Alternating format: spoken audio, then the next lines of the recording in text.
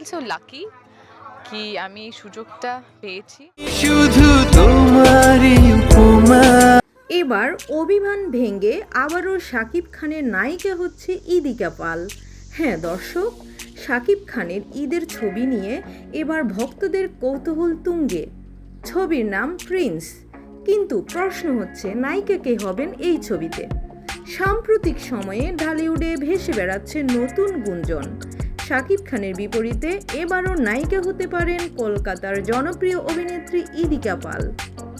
এর আগে প্রিয়তমা এবং বরবাদ ছবিতে শাকিবের সঙ্গে জুটি বেঁধে বাজিমাত করেছেন ইদিকা।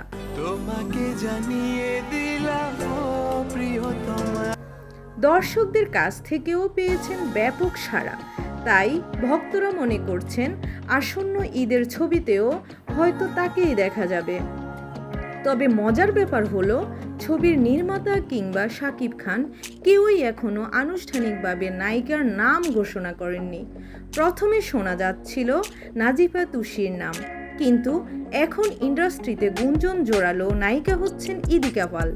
ইদিকা পালও সরাসরি কিছু বলেননি, শুধু জানিয়েছেন তিনি বাংলাদেশের সিনেমায় কাজ করতে চান আর শাকিব খানের মতো সুপারস্টারদের সঙ্গে কাজ করাকে নিজের জন্য গর্বের মনে করেন। তাহলে কি সত্যিই শাকিব খানের প্রিন্স-এ নায়িকা হচ্ছেন ইদিকা পাল, নাকি আসবে নতুন কোনো চমক? এখন শুধু অপেক্ষা অফিসিয়াল ঘোষণার।